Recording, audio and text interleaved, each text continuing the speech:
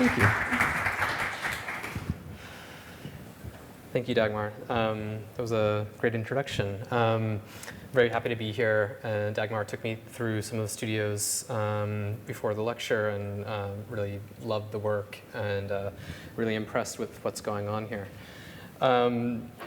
So I'm going to start the lecture going over 5 kind of ideas or themes that surround the work or inform the work, both my practice as well as my teaching. And the first one, which ties in perfectly with the introduction, is craftsmanship. About, what was it, maybe 15 years ago, right after I finished my first degree, and like maybe some of you who are about to finish your degrees, at the end of your kind of academic process, as some of you may know, you begin to even question if you want to continue with architecture. Like you're just been 5, 6 years you've been doing architecture, and it's just so overwhelming that at the time I began to question if after all of that I even wanted to continue.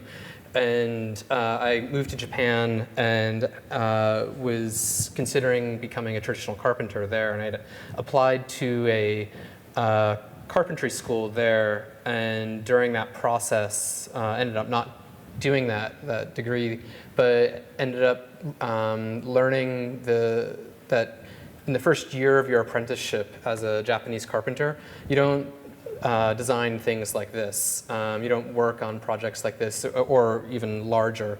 That traditionally, at least in the apprenticeship of a Japanese carpenter, the first year is focused on tool making. The idea being that there's an intimate relationship between the tool and craftsmanship.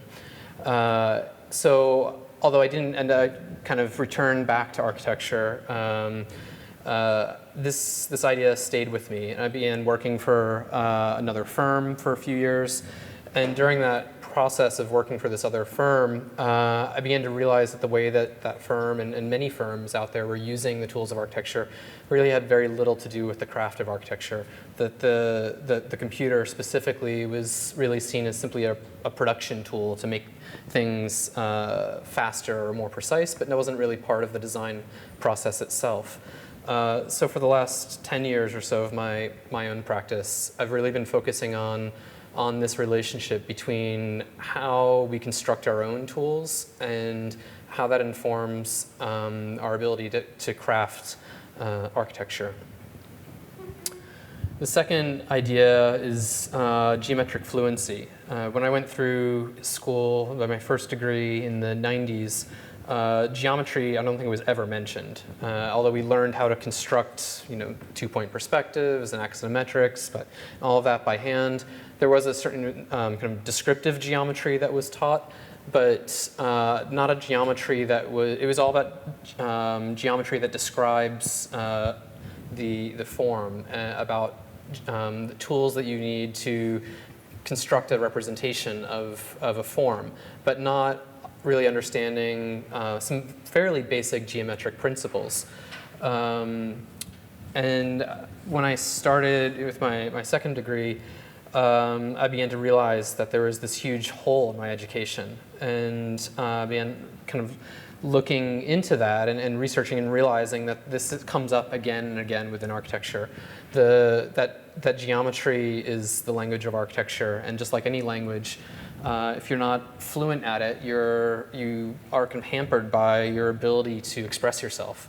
And I think what's happened over the last 10 years or so has been this returning to geometry as one of the central tenets of architecture. So, some images. So the books that I was kept on going back to kind of educate myself of geometry were all of these books and projects that were coming out in the 50s, 60s, and 70s, and then kind of disappeared for about 30 or 40 years. So yeah, in the last 10 years, there have been all of these symposia, publications, and so on that have kind of reminded us of the primacy of geometry within the profession. So part of my own education, as well as my teaching and my practice, has just been trying to refamiliarize myself with geometry and become fluent with it. The third is this idea of parametric thinking. And I think this is something actually that the education system within architecture has actually done a very good job of doing, in that I think we've been taught to think parametrically fairly well compared to some other professions. And what I mean by that is that probably all of you have gone through studios and seminars that did this, where you're given some type of precedent or case study project, asked by the professor to analyze that, try to understand the fundamental forces, whatever it might be, controlling circulation, structure, and so forth, and then kind of move on from that to a design project. And this has always been, for me, in my own education and then with my own students, has always been the stumbling block of how do you, after you've kind of analyzed a case study or several case study projects, and you've done diagrams and so forth of the different parameters of those projects and what their relationships are, the problem is always the transformation of that. How do you move from the kind of the documentation of a project and its analysis to generation of something new? And I think what has happened over the last 10 years is that we've moved from having kind of this purely a parametric thinking kind of process, but also now a parametric, basically a live kind of diagramming of the parametric relationships. That before we were creating drawings that explained a project's parameters, but it ended there. It was very, very hard to transform that. You couldn't take that drawing and apply it to a new project quickly. So one of the things that I do within some of my classes is I give students kind of very traditional case study projects, but then have them build parametric models of them, and then adapt those to do new projects, so that the diagram that you're making is not simply a kind of a diagram on paper, but it's a live functioning tool that's transformable and can be applied again and again and thought of more as a tool kind of in your tool chest or in your library. The fourth idea is intensive prototyping, or learning through making. One of the problems that I think we've had over the last 10 years, 15 years, as more digital technologies have been introduced within the profession and academia, is that we've actually lost a lot of skills in making things. That inevitably, I have students every term say, oh, where's the model? And they say, oh, well, there was a long line for the laser cutter and I couldn't get on it, or the 3D printer, so I don't have anything. And it's something that never came up previously, that there were thousands of years of histories of how to make things. And somehow in the last 10 years, we've actually forgotten a lot of that. And that making has, if things are made at all, often in studios, they're often left to the final week or a couple of days of the term, and that making is simply used as a form of representation of an idea and not the generator of the idea. So I was struggling with this over the last few years, so one of the ways that I tried to force students to kind of think about making in a different way, in a more generative way, was to basically say that we're not going to think about program or site. I was tired of studios where the basic premise, and this is almost of every studio, it seems like, that a lot of students go through sometimes, is that you're given a site, you analyze the site, you're given a program, you analyze the program, and somehow magically out of those two things, a project is going to happen. And it was just incredibly frustrating that making was never really part of that process, or if it was more that I have this pre-established idea, now I need to figure out how to make that idea physical. So what I started with the last 3 studios that I've taught, the first month of the term is spent not talking about site or program at all. And I give them an egg shape in Rhino. It's about, I think, 400 millimeters high. And they have to make 5 of them over 4 weeks. They can choose any material, any technique. I ask them to choose something that that a material or material system that is maybe unfamiliar with them, but they want to know more. So if the student who's never touched the table saw before, or have casted concrete or welded or whatever it might be, or scripted even, that it's not just a physical manifestation. It's also learning kind of the techniques of how do you do something digitally and get it out of the computer as quickly as possible, and then test that idea again and again 5 times over 4 weeks. And it's been very successful in that basically after 4 weeks, the students, I feel, have gained a certain confidence in making, and that they now have a system that is established in how to make something, and then we can start talking about cite and program. And they can be, okay, now that I have this system, how do I manipulate the parameters of this system to make it work, to adapt it to the needs of the program and site? So I'll show a little bit more of that later. The other part of this intensive prototyping that I kind of alluded to was just making things quickly, cheaply, and somewhat out of control as you can as soon as possible. So this was a project I'll also talk about a little bit later. But the idea was just, this was done over 4 days. And I think, like I said, too often making is left to the end of a process. And I think to be able to get something, prototype something as quickly as possible and to learn from that prototype is essential to the design process. And the fifth of the final kind of theme of the work is synthetic processes, and it kind of brings all of these together. It's a little kind of washed out here, but this was a collaborative project I did for Smart Geometry in 2012, where we were looking similar to kind of what you have out in the lobby there, at using wood lath structure and understanding how those wood lath pieces can bend across a curved surface. So we were given a certain amount of wood, and that within a 1 week or 4 day actually period, looking at what just physically bending the wood, what is the maximum, or the minimum I should say, radius of the wood, integrating that into a parametric model so that you know if there are members that are bending more than the maximum or the minimum radius, having everything unrolled, getting all the length, having it all exported to Excel, so that essentially it's really just someone at a chop saw, measuring and chopping all of the wood to size, and that there's essentially no digital fabrication involved at all to produce a fairly complex doubly curved surface. So the idea basically is how do you bring material, structure, form together into one kind of integrated process. Okay, so those are kind of 5 ideas that pervade kind of all of the work. Another way to kind of divide up the work, though, is kind of these Morpho Types, let's call them, and there are probably more than 6 of them, but just go through these 6 tonight.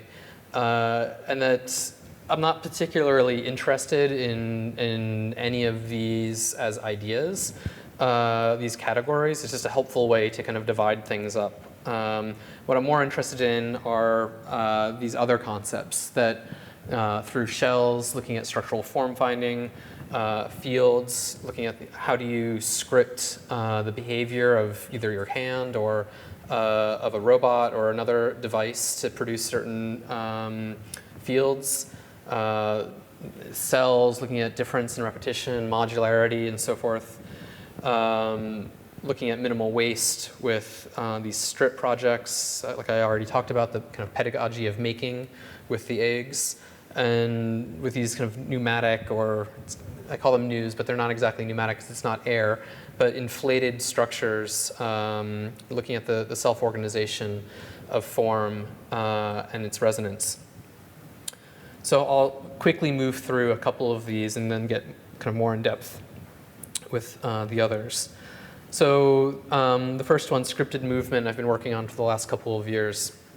And what this came out of, in a way, was actually a frustration originally with my own teaching, in that for maybe some of you here who teach some of these tools, I became very frustrated with thinking with the kind of cliched tutorials that we use to teach parametric modeling and scripting, in that there was a problem where I think students began to think that the only reason that you use certain tools is to produce some type of differentiated facade component system, and which is one of the reasons that these tools are useful. But it became kind of a blinder in that if you weren't doing that type of project, you ended up not using these tools. And I think the power of the tools was much greater. So what I began to do is to teach, especially because I'm teaching within an art school kind of context, I began to kind of look at the history of procedural art and computation. And, going back to the 1950s, not that these artists like Ellsworth Kelly and Ava Hess and Bridget Riley and so forth were using computers by any means, but it was in the air, that computation was being developed at this time. We look at this and we obviously say this is a pixelated, image or a pixelated drawing, when the word pixel hadn't even been invented. That it's a very that these were done procedurally without digital technologies.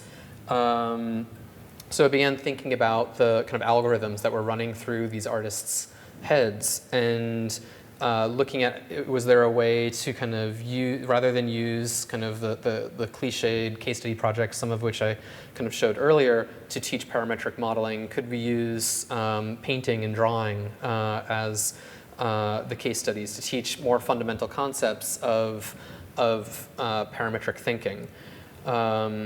So I began to ask students to look at these paintings and drawings and try to understand what the algorithm was kind of running in the artist's head.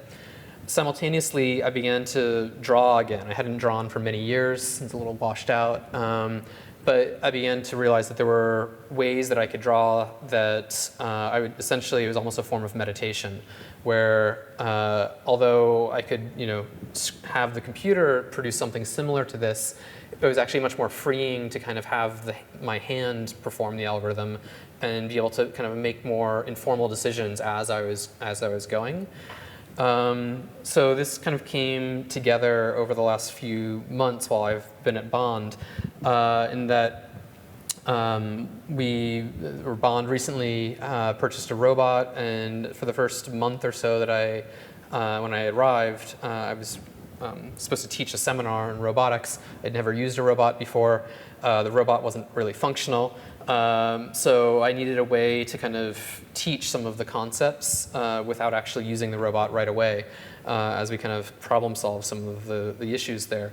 So one of the ways that we did this was to have students look at these different paintings and drawings and then have them kind of deconstruct what the algorithm was within the painting, produce a grasshopper model of that algorithm or that process, and then try to teach the robot how to reproduce that, or not reproduce the exact painting or drawing, but a member of its family, let's say.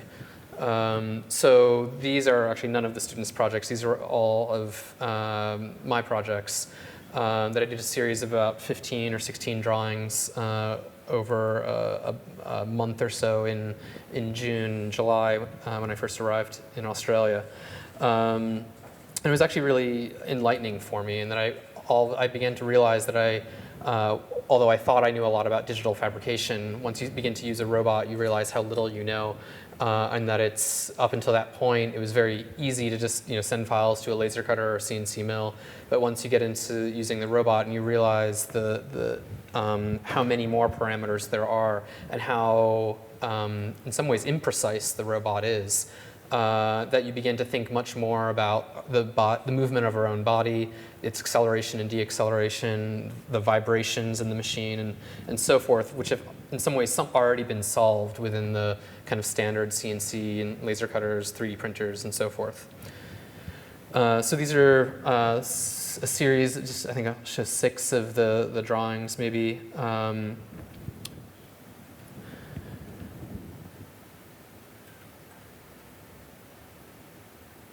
Okay, so yeah, so I'm still working on that area of research, and hopefully this weekend produce a much larger 4-meter long drawing. Okay, so the eggs very quickly. I already talked about the main idea about them of kind of the pedagogy of making, but I just wanted to show very quickly kind of the library, let's say. And that the idea is that the student produces 5 of them, and then I know, and I tell the students that of those 5, every single one of them will probably in some way be a failure, and that's okay. That I want the students to kind of push themselves and make something, and then learn from how it went wrong, and then do it again, and then do it again, and do it again, and do it again.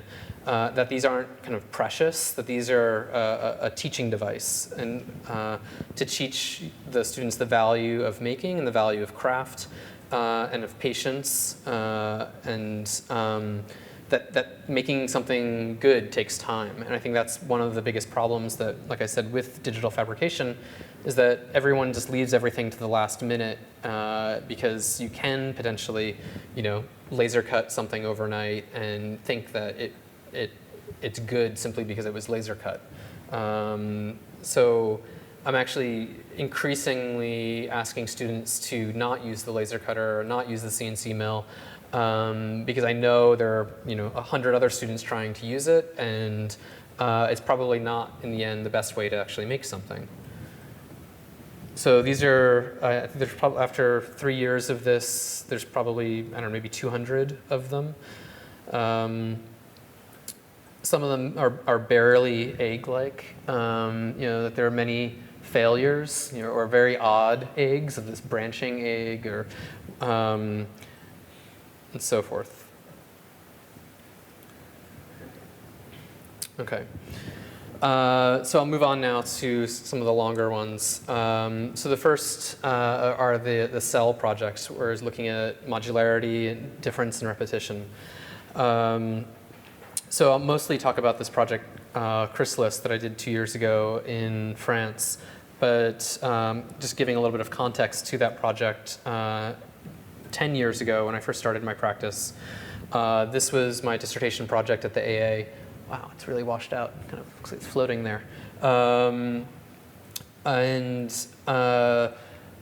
So I started out looking at these cellular morphologies, originally just with the honeycomb, which is kind of like a 2.5D cell, right? That it's a 2D pattern that's kind of extruded, and began to, at the time, I realized very quickly some of the problems with this system, and that the goal was to kind of modulate between different structural necessities of having smaller cells and thicker cells in certain areas, and thin and larger cells in other areas where it needed less or more structure.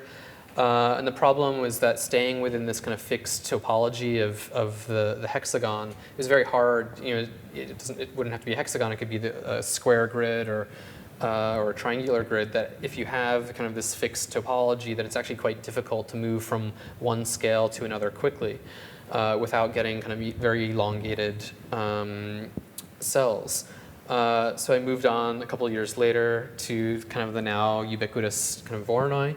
But at the time, it was quite difficult. This predates the the Voronoi tools within any software.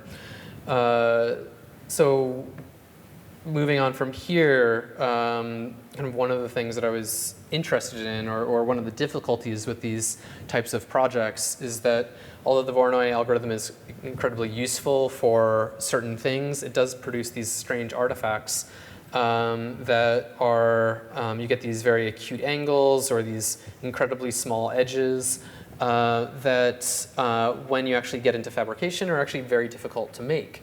So one of the things I began to look at is how to treat the kind of network of cells as a spring network and relax that so that it could kind of move from that crystalline kind of Voronoi arrangement to something that approaches regularity.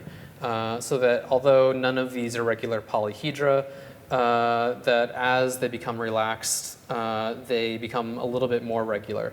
So this is kind of the unmapped, unrolled, or the kind of the Mercator projection in a way of this project, so that you could actually do it not just in 2D, but you can kind of do the spring network in 3D as well. So basically all these cells move from these crystalline, kind of very angular, kind of awkward shapes, and they're kind of pushing each other around and trying to find a more stable state, which enables the fabrication of them to be much, much easier, that you get edges that are more uniform, angles that are roughly approaching, depends on the size of the cell, but they tend to be more equal all the way around. Then the difficulty within this was having a doubly curved surface and having cells that are non-triangular, that the surfaces were then non-planar. Knowing that I was going to, so basically the important diagrams are along the bottom, that you have this doubly curved surface, all of the vertices along the cell, that there's not a planar surface moving through that. But through this process, we're essentially find a centroid, find the closest point of the centroid to the surface, then iteratively move that point forwards and backwards along the surface normal, and each time add up the sum of the angles of all of those triangles. If they equal 360 degrees, it means that although it's non-planar, the plate can actually be unfolded flat without any seams. So normally if you had something kind of like this, where the angles didn't equal 360 degrees, when you unfold it, you get this either kind of missing kind of pizza slice out of the piece, or they'd be overlapping and you couldn't actually fabricate them. So yeah, using this kind of iterative algorithm, it allowed all of these pieces to be unfolded flat and then kind of folded back up into this kind of non-planar shape. The other part of this project was just looking at this material called a micro veneer, which is a very, very thin wood veneer, much thinner than normal wood veneers, where it's about maybe like 10% wood and 90% paper. What's nice about the wood is that you get that it's actually much more translucent than a traditional wood veneer, and that it enables you to laser cut just the thin wood off the top surface, and then the paper acts as the paper folds behind that, so you get these kind of rays or these lines of light along each fold, and then kind of a softer light kind of moving through the actual material. The next problem was shipping, and that this project was designed in California, and it was to be made in California, then shipped to Paris. I quickly learned that after I kind of designed the piece, that shipping something that's roughly human size to Paris cost, I think, like 3 times the project budget. So I had to kind of redesign the piece slightly so that all of the cells would fit within a carry-on suitcase, because I didn't want to put anything, I didn't want to check any bags, or I checked my clothes, but I didn't care about the clothes. I didn't want the project to be lost somewhere. So it became kind of a logistics problem of how do you unfold everything, check that it fits in the size bag, and then sort everything out so that you can kind of quickly make it on site. So luckily I had the opportunity to make it in kind of a nice big storefront window on the streets of Paris. So it became almost this kind of performance art over 5 days, where I just sat and little kids would kind of run up to the window and watch me kind of building this structure over time. One of the kind of results of the project that I thought was interesting was this diagram that when I flew to Paris, at the very last minute before leaving for the flight, I printed out not the color version of this, but just the black lines, because I thought, just in case my laptop gets stolen or crashes or something, I need something to tell me, what cell is next to what cell. So I then realized, though, once I actually started making it, that it was actually faster for me to simply look at this map, which geometrically is inaccurate and that none of the lengths are the correct length, but topologically is accurate and that all of the neighbors are correct. So kind of like Greenland getting kind of large and Antarctica getting large on a Mercator projection, that the distances don't matter, but it's more the relationships that matter. So actually turned off the computer and just looked at this diagram, and then every few hours I would make a line across it and then put a label at the time, date and time, that I completed a certain section. So it almost became this kind of geologic, these layers of time over the 5 days of construction. And then here's the final piece. And then what was interesting is that the curators really loved the interior of the piece. So this is kind of looking up from the bottom. They liked it so much they actually put a mirror on the floor in the museum so that as you walk by, you can actually look down at the bottom of the piece, which then allowed you to look up into it. After returning back, I realized that I wanted to kind of keep on going with this, but not produce something that took 5 days of 18 hours a day to construct, and wanted to come up with a much simpler way to essentially productize this. And Dagmar and I were talking about this earlier, and that architects have a real problem with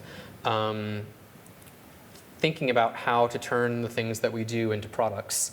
That we're not trained as industrial designers, and that we do all these amazing things, and then they just kind of, this amazing research that just kind of disappears often. And one of the things I've been trying to do is to develop a practice that the research has multiple outputs in a way, that the research can produce on one hand, like kind of continued research and other projects that kind of spin off of it. That might end up at the building scale or pavilion scale, but then there are other things that simply become products. So this was a way of looking at that project, the Crystalis project, and thinking about how to turn it into a kind of mass customized lamp design.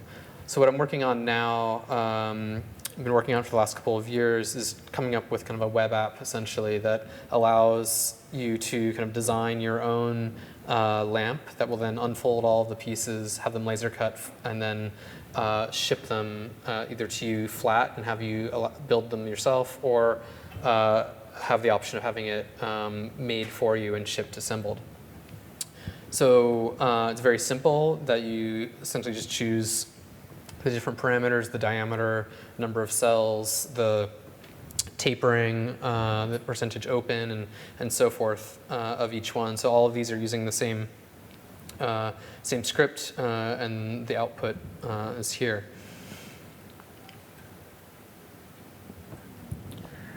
Okay, and then the very last one in this series is kind of different, and this is just like a very recent project I finished 2 weeks ago. Well, I won the commission 2 weeks ago. I haven't actually started the project in some respect. So it's for a prototyping festival. It's a really interesting project where a foundation and a museum in San Francisco are funding 50 projects to be built over the next few months, and then they're installed on site along Market Street, which is the kind of the main street running through San Francisco. And it's just looking at kind of public art and public infrastructure, kind of street furniture, things like that, and asking 50 artists and designers to come up with different ideas of pieces along the street. So what I was trying to do with this project, it was to produce something that kind of is not exactly a piece of public art or piece of street furniture or play structure, but kind of ambiguously all of them, in that you're not quite sure how to interact with it, that it's something that like little kids could be running underneath of and climbing all over, but it's also a bench, but it can also be this kind of piece of public art. So the difficulty in this project is the fabrication, and it's really getting back to the cell idea, that this is looking at how, rather than highly differentiated structure, how do you produce a modular structure? So there are 24 of these kind of arms that come out. Each of them are identical. So it's this 24-sided pentagonal structure.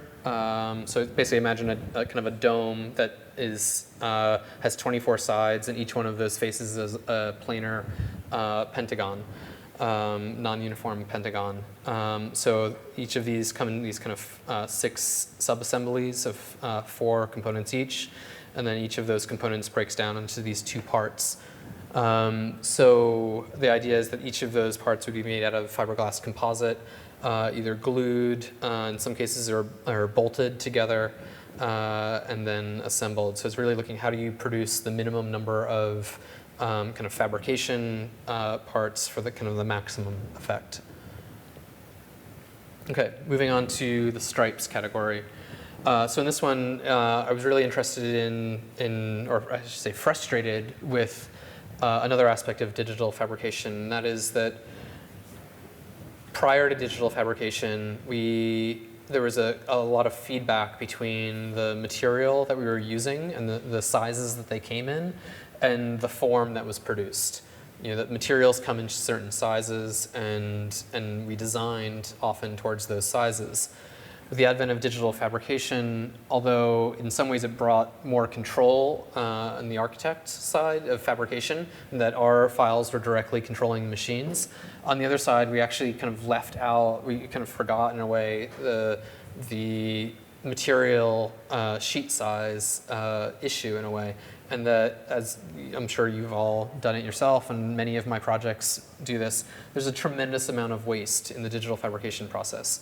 That if you can nest something with 60% efficiency, it's pretty good. And I was just really frustrated with that all of these projects, that we were gaining so much more control over the fabrication, but essentially we're privileging form so much over material that there's so much material waste. So just as kind of a release in some way within my own work, even though I knew I was producing a lot of waste on one side, I wanted kind of at least one kind of research trajectory to kind of really focus on reducing waste. So in this project, the idea essentially is how do you start from the material size and design from that as the very beginning. So in this case, everything is nested first, and then the nested parts are stacked on top of each other. And it's not until they're stacked do I even know what it looks like. So it's not that there's some kind of curvy surface and they're contoured and then nested, although there are some that'll show like that. But this one particular project in Calgary, it was essentially looking at complete zero waste other than sawdust. So these are the parts, but this is how they were cut out. So essentially the only waste is the kerf of the router blade in between the individual parts. So I input the sheet size, the number of ribs that I want, the thickness of the ribs, and then it produces kind of the 3D model of what that would look like. So these are the parts kind of stacked and folded up into place. So basically the goal was kind of to reverse things in a way. Like if just generically, I wanted a kind of curvy, kind of sinuous surface, rather than start from that surface and then contour it and cut it up. Was there a way to start from the material size and produce that same kind of output without any of the waste? Okay, and then last year, had the opportunity to kind of look at this project again in a way, and then I was approached by a chef and an architect who were working on a restaurant in San Francisco, and they asked kind of for a fairly generic thing, and that they wanted a map of San Francisco, and they wanted to somehow mill that map, the topography of San Francisco, and then put it on the wall, and they thought, people will look at it, it'll be this beautiful wavy surface, and it's local, and our food is local and organic, people will get it. And I was like, this is, no one's gonna look at that wall and know that it's San Francisco. You're gonna have to put a plaque there that says it, and then you've kind of lost the point. And you're going to produce a tremendous amount of waste milling out the specific topography of San Francisco. So instead, I kind of convinced them to kind of focus on this issue of material waste, and that instead of producing something that was literally the hills of San Francisco have something that's more abstract, and that it kind of referenced the hills or waves or clouds, but it didn't have to be that specific thing. And instead, each of these, when they're laid flat, the back edge of one rib lines up with the front edge of its neighboring rib. So the only material waste is kind of on the edges of each sheet of plywood. And then more recently, just a few weeks ago, had the opportunity to work with a couple of my students at Bond who have an emerging practice in the Gold Coast called Studio Workshop. And they had a commission from Foxtel to design actually 5 walls altogether, one in Melbourne, one large one in Sydney, plus 2 smaller ones in Sydney, and then one in the Gold Coast. And these walls were essentially kind of, they were to hold an LCD screen and then have some Foxtel kind of cable box that they were announcing. And so the Studio Workshop guys asked me to get involved, and that they're trained craftsmen, but they're at the moment, still architecture students, and they're learning some of these skills. And they asked me to come on as kind of the designer, and then they would be fabricating the piece. So it was a very fast project. So we kind of reused some of the things they had done in the past with the restaurant wall. So I won't go into this too far, but these are the 3 projects, which if there's anyone in here, any student who's pretty good with a camera and is available over the next couple of days, I'd pay you to go take some photos of the Sydney project. I had hoped to get there this afternoon, but my flight got in too late. So if anyone's interested, come up to me afterwards, and you can. I'll connect you with the client and get some photos, nice photos, over the next few days. It'd be great. Not many times you go to a lecture and you get a job opportunity. So anyway, these are the 3 projects, and the idea is, instead of there kind of being one surface, there are these 2 intersecting surfaces. So the neighbor of one rib lines up with the rib 2 down, in a way. So there's very little waste to the overall project. In addition, there were these 2 other walls at Sydney, which then followed the original Zero-Fold project that I did in Calgary. And this is just kind of a demonstration. These are the 6 sheets of plywood. It's bamboo plywood that we used. Or actually, no, sorry. This was a different type of plywood. The bigger walls were bamboo. And that by then changing kind of one parameter of the number of folds within the wall, it kind of automatically updates the file for the number of folds that we wanted within it. Okay, moving on to these inflated structures. And the first one that I did was in 2005 in Columbus, Ohio. And this series of projects was inspired, again, kind of by material waste, but in a different way. I was really interested in the work of Miguel Fisac, who in the 50s through 80s or so, when he was primarily working, developed this technique for casting concrete into either plastic sheeting or canvas. The idea being that one of the biggest areas of expense and waste within a cast concrete project is the formwork. And if you could be able to use a material that was cheaper and lighter and potentially reusable, it would reduce the cost and the waste, while simultaneously expressing the kind of fluid nature of concrete in a way that simple wood formwork doesn't. So just a little bit more in depth in this particular project, it was a clinic for the Catholic Church. What I think was really interesting about this project was that at the time that it was developed, kind of the height of postmodernism, when kind of sign and symbolism and the embedding of those within facades was kind of a primary focus of architects, Fisac was doing that, but in a kind of a more subliminal way. So in this case, the formwork was this pattern of the cross and the heart, 2 of the symbols of the church. And you can, if you look carefully, you see kind of the cross, and then it comes down, and then there's the heart.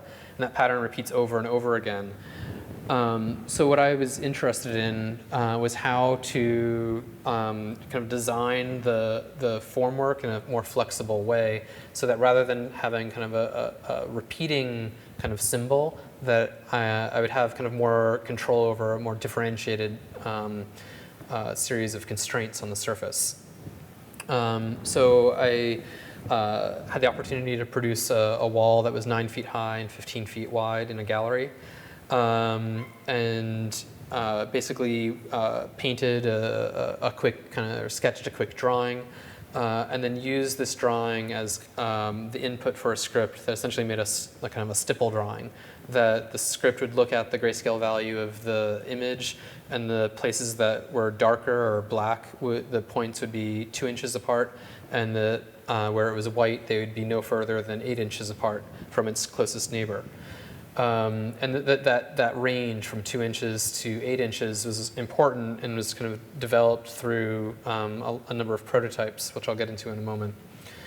So that was then broken down into a series of modules, and the places where the constraints overlapped on an edge were then removed, and then the piece was made.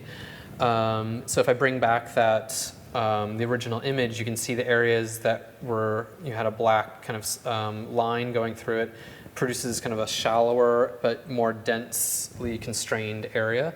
And the areas that were white produced these kind of more billowing, large inflated surfaces.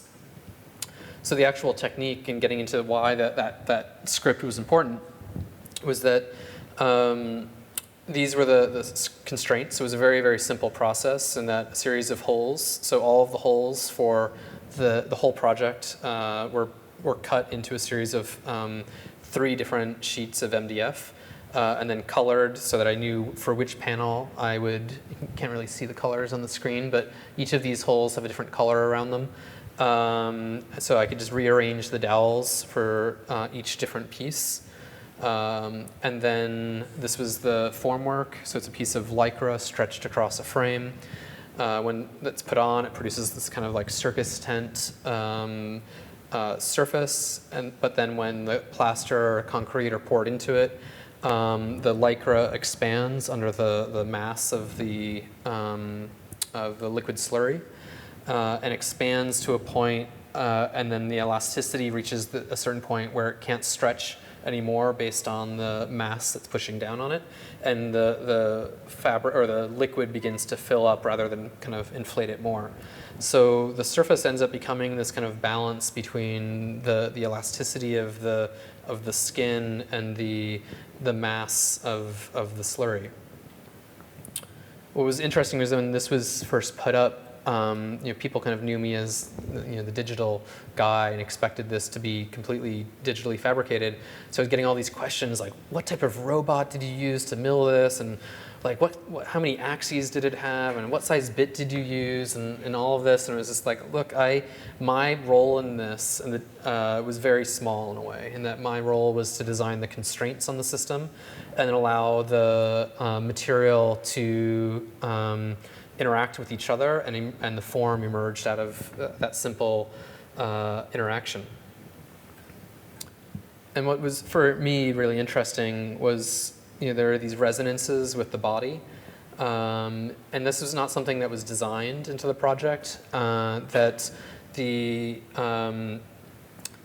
surfaces have these folds and bellies and so forth, and that the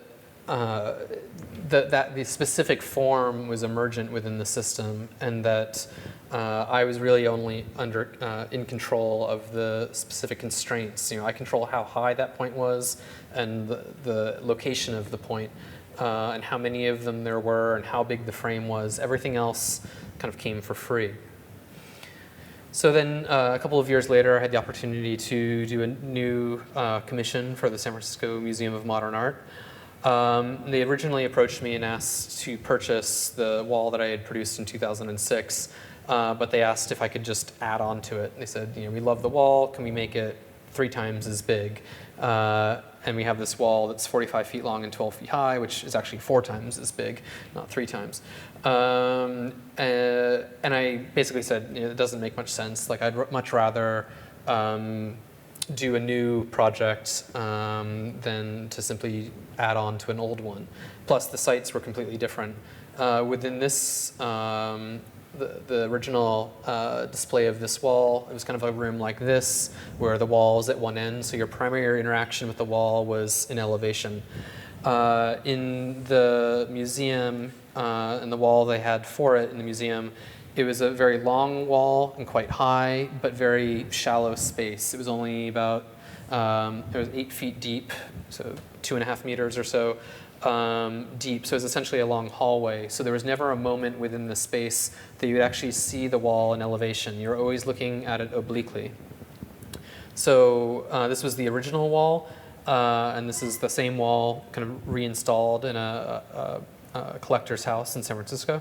And you can see the problem when you look at it obliquely is that when you look in this area, all of the seams tend to kind of disappear, and it produces this seamless landscape.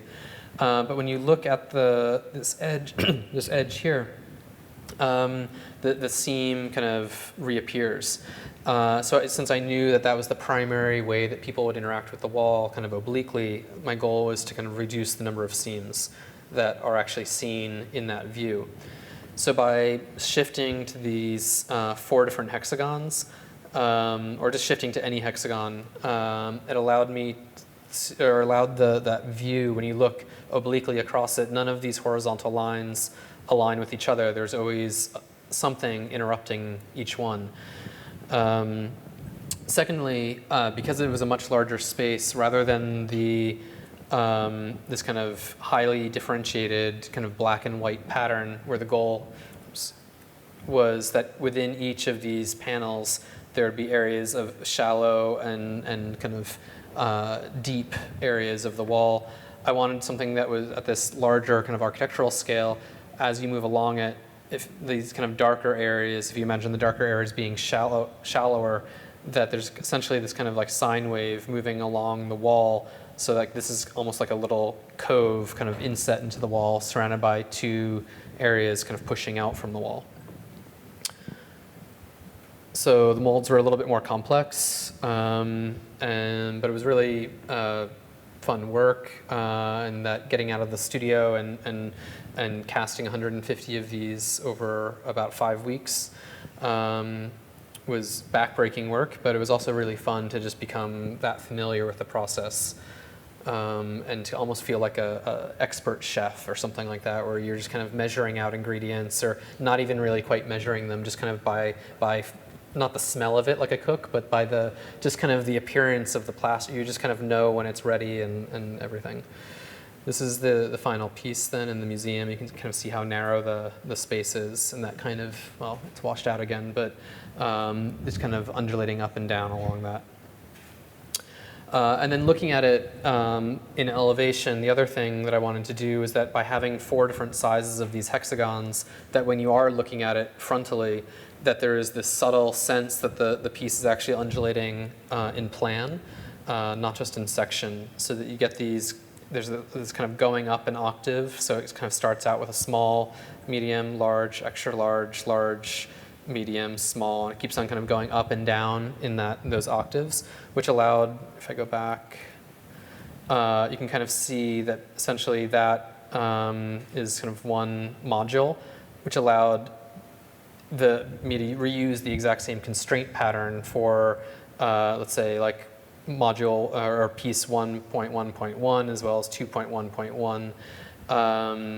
But what was interesting is that even though the point constraints were the same and the mold was exactly the same, that subtle differences in the fabric, or how many times I had reused that piece of fabric, or whatever it would be, would end up producing, how much the dowel had been reused, if it had been kind of bending in one direction or another, that although each piece had 4 copies, none of the copies were actually identical to each other.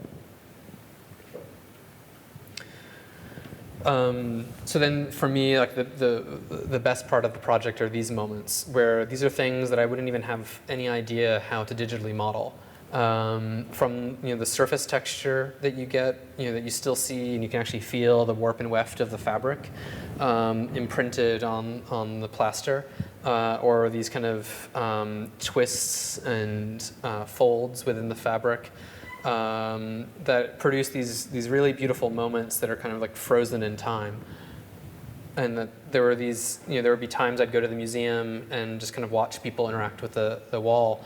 And it was really interesting because people would be, there was this one time where there was like a teenage boy who had way too much testosterone, and he was just kind of like almost like jumping and just kind of, he's like, and I was looking at him, he's like, I just want to punch this thing. And I was like, I'm like, I wouldn't do that. Like, you're going to really hurt your hand. I mean, I didn't care about the wall because I knew it would break his hand if he punched it. But there was this interaction that, for him, he wanted, a more violent interaction with it. But a lot of people kind of wanted to fondle it and just like hug it and touch it, which I think for me was really interesting in that it engendered this attraction. That people really wanted to interact with it, and which led to kind of a couple of other projects. And that the problem within this project was that although I told the curators that I wanted people to touch it, they basically in the end decided, like, if they told me if people touch your wall, they're going to go down the hall and start touching the Rothko. And we can't have that we can't set this precedent that art is to be touched within the museum. And which for me, set up an interesting relationship. I know this is a huge generalization, that art shouldn't be touched, and lots of art can be touched, but that within architecture, we never have that idea, that architecture is always a tactile art, that we fully expect people to walk all over what we make, and that we maintain it, we wash the floors, we wash the windows, but it's not precious in the same way that art is. And I was really interested in that we make things that are used and that we want people to touch. So this was actually a kind of a panoramic done and stitched together in Photoshop. So you never actually see this view, except for when it was reinstalled on a different floor, which is a whole other story. That was unfortunately 2 inches shorter than the original wall. So I had to recast the entire top line of pieces. Anyway, the next project in this series, and kind of the final one in a way, a major final one, was for the Frax Center in Orléans. And if you ever get a chance to go to Orléans, you should. It's only an hour south of Paris, and it has one of the best collections of architecture and design in the world. Essentially, they were really smart. About 20 years ago, they started buying up all of the work of Archigram and Frank Gehry and Zaha Hadid and Super Studio and all of this work, and bought it up when it was really cheap, and now have the best collection of architecture in the world. Anyway, the project was, this new project was for the museum was designed by Jacob and McFarlane. And so it's an existing kind of army barracks within this kind of, it's called the, I don't remember now, confluences or something like that, vortices. I can't remember what they're calling this, their kind of lobby insertion. Essentially, the problem with the project, in my eyes, is that it's very separated from the building. It looks like it's kind of organically merged with the building, but you enter through this kind of gap right here, and then there's a gift shop and ticket office and cafe and so forth, but you can't really move between the two projects. You actually have to move down this long hallway, and then you enter into the museum here. So, and then, come around and so forth, and then come back through the museum. So curators knew there was kind of a problem within that design, and they needed a way to kind of pull people down through that long hallway. So they commissioned me to design a piece where this blue line is here. So this is kind of the original image I was given at the beginning of the commission, that they wanted something to kind of draw people's eye down that hallway. So at this time, I began to be able to simulate the project digitally, or at least roughly. And this was important for a couple of reasons. The one was that when clients would come to me and ask for, to kind of look at a potential project, and they'd want renderings and things like that, I'd basically be like, all I can show you are the constraints, and because the form I don't really have control over in the same way that a normal architect could do a rendering of a project, and that the form only emerges through the material process. The other kind of good thing of being able to begin to simulate it digitally was really just more of a logistics issue of that it was very difficult to calculate what a project would cost because I had no idea what the volume of the material was until it was actually made. So by being able to, so in a way I wasn't really interested if it was exactly simulating what I was going to end up with in the end, because I knew that my approximation would always be much less interesting than the actual artifact. So I was more interested in, could I produce something that looked roughly inflated to the same degree, which would then have a somewhat similar volume, so I knew how much material to budget for. So the other issue in this project, or in the next version of the project, was that this is back to the 2009 version. The problem in this was that it was backbreaking kind of labor to produce the wall and to assemble it. That some of these larger panels were 180 pounds. I have no idea what that is in kilograms, I'm sorry. But very heavy and just incredibly backbreaking. So one of the ways, and they were also quite weak. Plaster isn't a great building material. And so I wanted a way to be able to cast this out of a stronger and lighter material. So what I began exploring was ways to make this more of a kind of a pattern-based project, in that I would produce a very small number of very heavy pieces, basically only 5 very small and heavy pieces, and then pull molds off of those to produce very thin and lightweight, strong pieces. So this is one of the early prototypes from 2009, which when cast in rubber, you get kind of the inverse of it. And then we would shoot a very thin layer, like 3 millimeter thick layer of high density concrete, followed up by a 10 millimeter layer of fiber reinforced concrete, and then pull the mold off, and you have essentially a near perfect copy of the original one. Yet it's like a quarter of the original weight. So then the issue became kind of back to the modularity issue of how do you produce something that looks highly differentiated without actually being differentiated. So that how do you come up with a limited number of parts which, when rearranged in different ways, makes it seem like each piece is actually unique. So essentially by, you can see that the height was a little more than 3 meters. So I needed to come up with a series of modules that could be rearranged in different ways to always come up with that exact height. So this was kind of the digital rendering of the final scheme that we came up with. Another one kind of in sight, and then the actual project. So you can see there was pretty far off.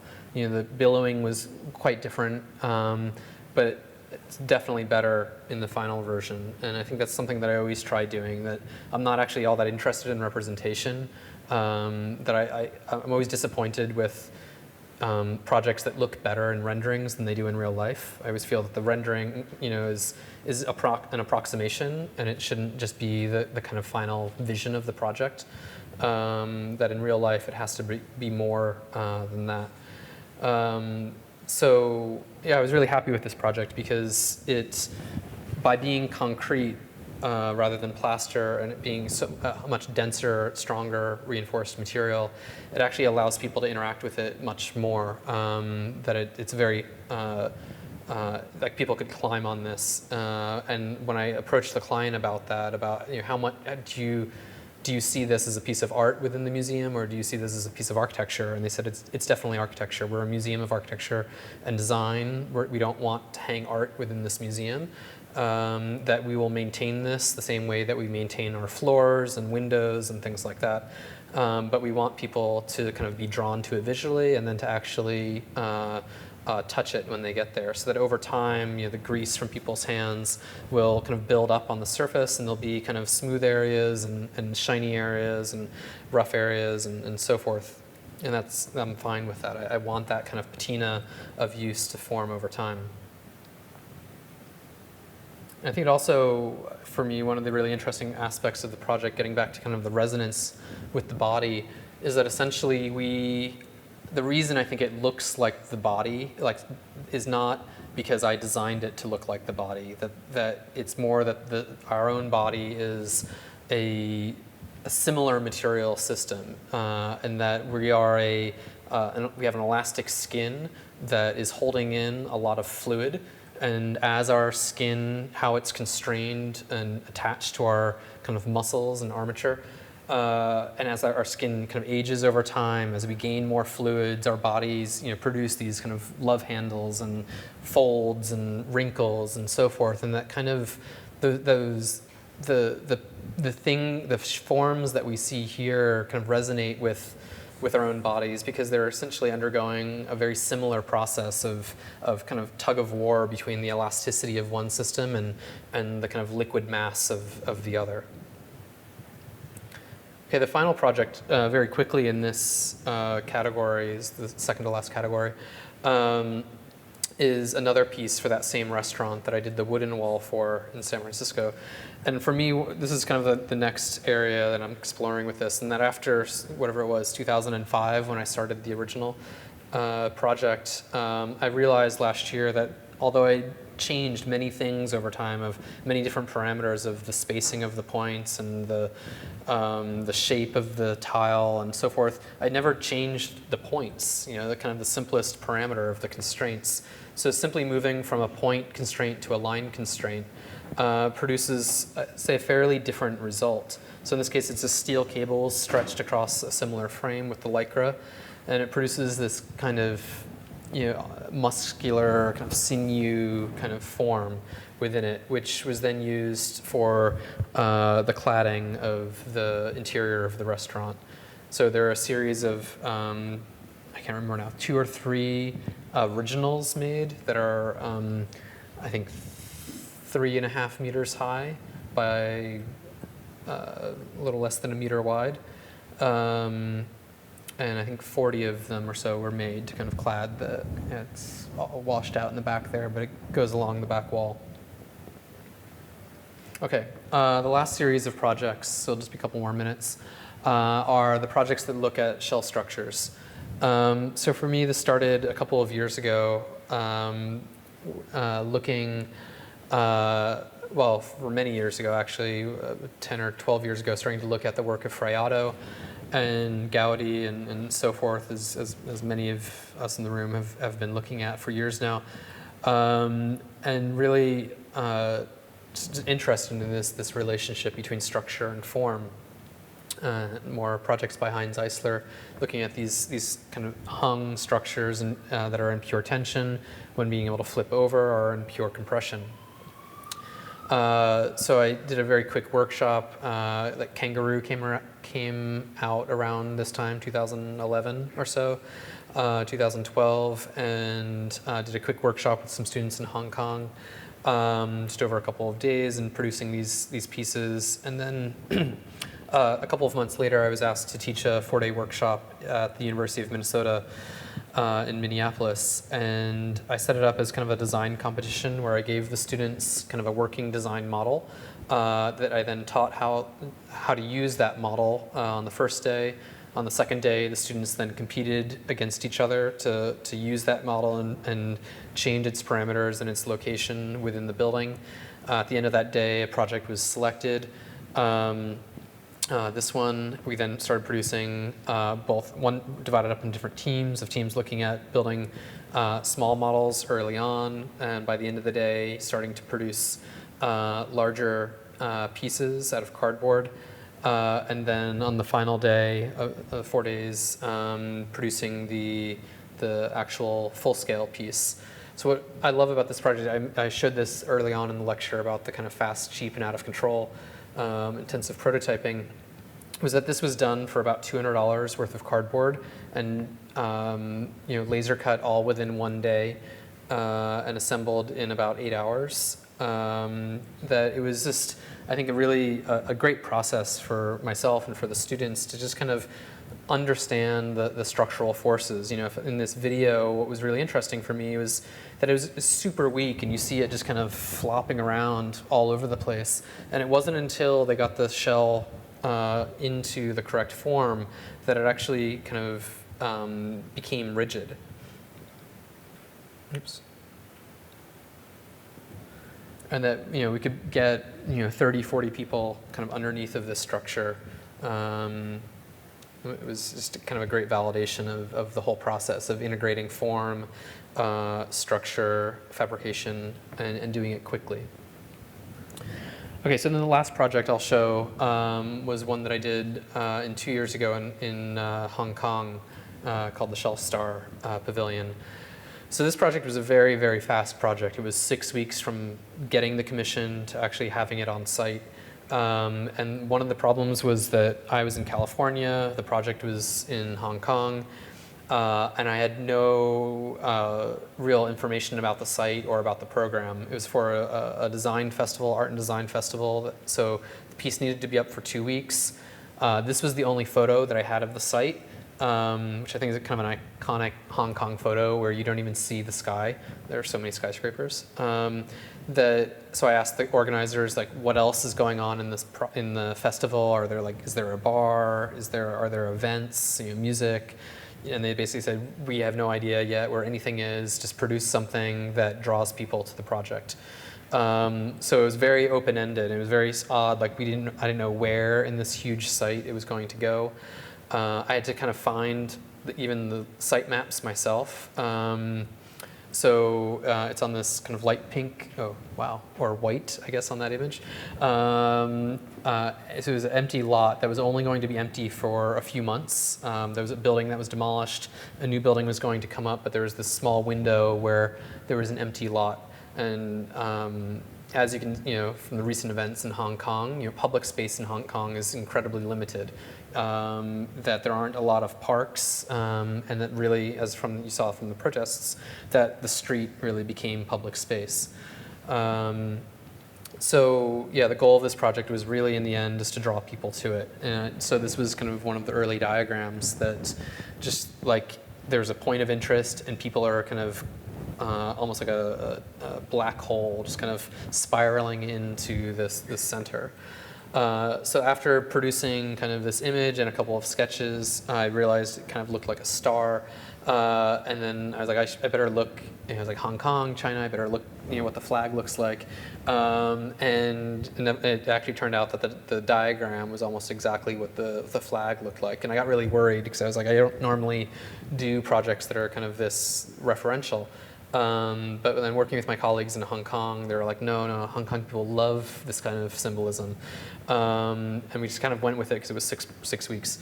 So we had to kind of decide on something. So it's basically this kind of the logo, the flower of Hong Kong, gets kind of abstracted into a series of 15 kind of triangles. Each vertice of the triangle becomes a foundation point.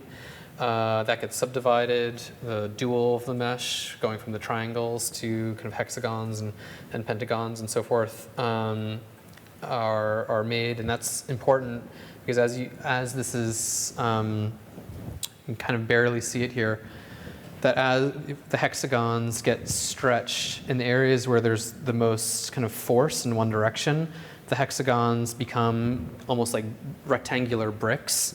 And that was really helpful in that by having them kind of alternating like that in along the legs, it made the legs much stiffer. Whereas if it had been a triangular system, we'd end up getting kind of folds along that, which would become kind of weak points. Then using that similar script that I used in that cellular project, each cell was then kind of optimized to become planar so that it could be unfolded flat. I then worked with a colleague at SOM, David Shook, an engineer, to analyze the project using Karumba to kind of see where the out-of-plane forces were. So basically see where it wasn't working like a purely compressive structure. And then to begin kind of move some of those constraint points around slightly to help align them to have less out-of-plane forces. Then holes were added so that the cells that were doing the least work structurally had bigger holes, and the cells at the top or at the bottom that were doing the most work had very few or no holes in them. I realized that, and Dagmar was showing me some of the students here working some similar ideas with the principal stress direction, that I realized that the material that I was using, the coroplast kind of plastic, that it's a fluted plastic, and essentially it's like a piece of wood, and that it's an anisotropic material, that there's a grain to it, and that the material is rigid in one direction and flexible in the other direction. So I wanted the cells to always be oriented, the grain of each cell to be oriented so that it was rigid in the direction it needed to be strong in. So by being able to analyze the principal stress directions, I could then reorient each of the unfolded pieces on the flat sheets so that when they're nested, they weren't nested in a direction that would make them weak when they were fully assembled. And because this is the first project that I've done where I wasn't actually building the project, I got there 2 days before the opening, so I only kind of built the final, or helped to build the final part of the project. I had to kind of come up with a fairly complex set of diagrams explaining how the parts kind of went together into kind of systems and subsystems and subsystems and so forth. And then as Dagmar and I were talking earlier, we did have to add some reinforcements at the very end before the opening along each of the openings and then each of the divisions between one kind of original triangle and another. And the reason for that is that there were kind of 3 reasons. One, the material that I had been prototyping with in California was actually much weaker than the material that we bought in China. Although it looked exactly the same and supposedly had exactly the same properties, the material was far, far weaker in China. And I saw that immediately, that I would have one of these huge kind of triangles and I could lift it up on one end and it just kept its shape. It was completely curved. Whereas when I got to Hong Kong and I'd lift one of them up, it just like drooped down completely flaccid. And so that was one problem. The second was that these zip-tied joints, I wasn't there kind of overseeing when the contractor that I hired was doing them, and essentially they pulled them tight but didn't like pull them all the way tight. So they basically just pulled them until, they just kind of barely stopped at the material. So these are ones that I did actually. So these were like, I couldn't pull it anymore. I was pulling them with pliers. So it's a super tight joint. What happened on site was essentially they just kind of pulled them and then they cut the ends off so that there's no way to actually pull them any tighter. So it's essentially putting a project together with a bunch of loose bolts in a way. So all of the joints were kind of flexing all over the place and it was much weaker than I wanted. The third problem, why we needed the reinforcement, was that you see the joint here, that all of these edges, you see the grain, and then there's a scored joint. So essentially the water would run, because I knew in Hong Kong it rains all the time, so I wanted to use plastic. I thought it would be durable under the conditions, which it was to a certain extent, but the rainwater would hit the surface, run off of it, go into a fold, and then through capillary attraction, all of the water got sucked back up into the structure. So essentially the weight of the structure was estimated as like 4 times its own self-weight because of the amount of water that was in the piece. So this is the assembly, which I'll just skip because there's a lot of that. They filmed the whole thing. So this is, you can see on site, you can see they're just super flexible and it's drizzling this whole time, so they're just sitting in puddles, sucking up water. And you can see really way too flexible. So we then start adding somewhere in here some of the PVC pipes, there we go, along the edge, which really helped kind of make the edges rigid. And once the edges were rigid, the whole thing kind of popped up into shape.